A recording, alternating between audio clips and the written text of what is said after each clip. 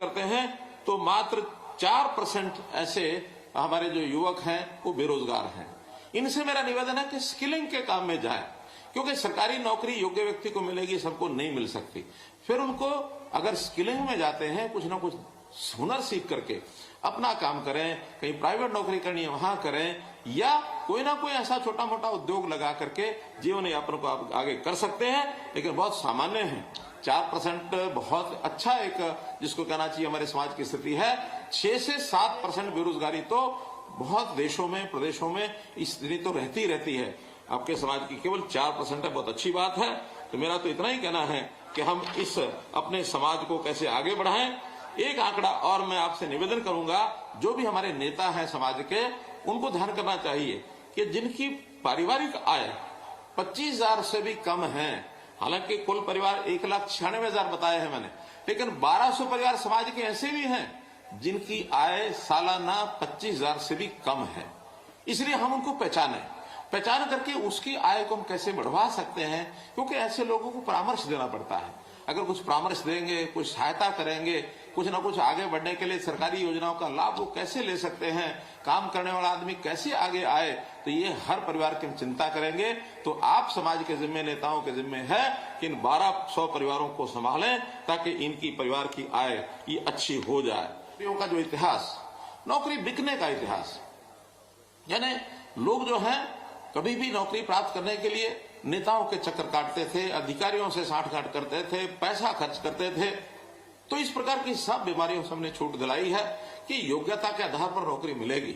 और योग्यता का पैमाना ये यही है कि हर व्यक्ति का टेस्ट में जो उसकी नंबरिंग है, उसका योग्यता है, उसका जो पैमाना है, उसके हिसाब से उसको नौकरी मिले। नल हर रसोई में पहुंच जाए, हर घर में बल्ब जले, कहीं कोई अंधेरा कहीं न रहे, आवास सभी गरीब परिवारों को ये मिलना चाहिए, हर व्यक्ति का बैंक में अकाउंट हो। यानी कितने क्रांतिकारी कदम किए हैं, जो जब दुनिया के लोग देखते हैं कि भारत जिस गति से आगे बढ़ रहा है और समाज में ईज ऑफ लिविंग का जो एक पैमाना तय उन्होंने दिया था, जिसके ऊपर हमारी सब सरकारें चल रही हैं। हरियाणा में विशेष तौर पर हमने बहुत बड़ी बड़ी इसकी योजनाएं बनाई हैं। हमने परिवार पहचान पत्र, इसके अंतर्गत सब परिवारों को उसका डाटा इकट्ठा किया है, ताकि कोई व्यक्ति अगर उसकी आवश्यकता है उसको आना न पड़े। हमारे पास डाटा है, हम सरकारी सेवाएं और हम उसका यानी समस्या का हल करें, डिमांड के हिसाब से नहीं करें। डिमांड तो बहुत लोग कर पाते हैं, बहुत लोग अपनी बात को आगे बढ़ा भी नहीं पाते हैं, उनके पास इतनी योग्यता क्षमता भी नहीं होती, वो अपने घर बैठे मायूस बैठे रहते हैं। लेकिन हम घर घर जा करके और ऐसी सारी चीजों का और उनको लाभ पहुंचाएंगे कि हमने तय किया है। नौकरियां, जो इस प्रदेश में नौकरियों का जो इतिहास, नौकरी बिकने का इतिहास, यानी लोग जो हैं कभी भी नौकरी प्राप्त करने के लिए नेताओं के चक्कर काटते थे, अधिकारियों से साठ-गांठ करते थे, पैसा खर्च करते थे।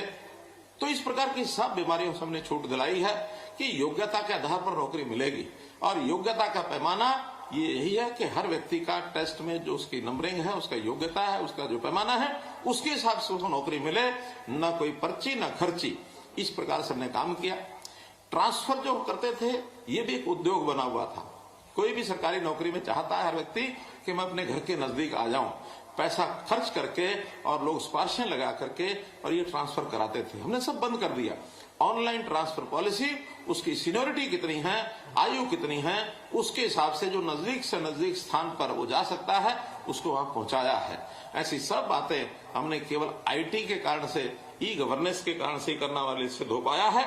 घर बैठे किसी की समस्या है, उसको सीएम विंडो में आप डाल दो। सीएम विंडो के माध्यम से 12 लाख लोगों को इस समय तक राहत मिल गई है। हर वर्ष 1-1.5 लाख लोग जो है उसमें बढ़ते हैं, ताकि एक समस्या का हल घर बैठे उस व्यक्ति का हो जाए। ऐसे सीएम विंडो की योजना भी हमने दी है। हमने गरीब परिवारों के, उनके एक एक व्यक्ति को रोजगार देने के लिए रोजगार मेले लगाए। अभी तक लगभग 800 मेले लग चुके हैं। 1.5 लाख परिवार उसमें आ चुके हैं। बहुत अभी बाकी है। 7 लाख ऐसे परिवार हैं जिनकी वार्षिक आय 1 लाख रुपया साल से भी कम है। हम उनको सबको बुलाएंगे और सबको आह्वान करेंगे कि कुछ ना कुछ काम करिए, कुछ अपनी आय बढ़ाएं। सबको हम 1,80,000 से ऊपर कैसे ले जा सकते हैं, ये हमारा टारगेट है। और 1,80,000 से ऊपर जाने का मतलब कि हर परिवार की कम से कम 15,000 रुपये महीना ये अगर आय होती है तो अपने घर का सामान्य काम काज वो कर सकता है। हाँ, कुछ विशेष काम ऐसे होते हैं जिसके अंदर उसके ऊपर भारी वजन पड़ता है, आर्थिक मकान बनाना है वो नहीं बना सकता है। प्रधानमंत्री आवास योजना के अंतर्गत योजना बनाई, हमने लाखों मकान उसमें दिए हैं और हम चिराग योजना में हम शामिल होना चाहते हैं। गरीब परिवार का बच्चा, बालक, नौजवान, बूढ़ा, बुजुर्ग, महिला, पुरुष कोई बीमार हो गया, उसके इलाज के लिए प्रधानमंत्री जी ने आयुष्मान भारत योजना चलाई कि 5 लाख रुपए की स्वास्थ्य बीमा योजना ये वो देंगे और वो दे रहे हैं। लेकिन उसके बाद भी हमें ध्यान में आया कि इसमें बहुत परिवार बच गए हैं, हमने अपनी योजना चलाई और चिरायु हरियाणा के नाम से बचे हुए पहले 15 लाख रजिस्टर्ड थे और 13-14 लाख रजिस्टर किए, 28,89,000 परिवारों को अब ये योजना का लाभ मिलेगा, चाहे वो चिरायु योजना हो या आयुष्मान भारत योजना हो। 5 लाख रुपए का स्वास्थ्य बीमा।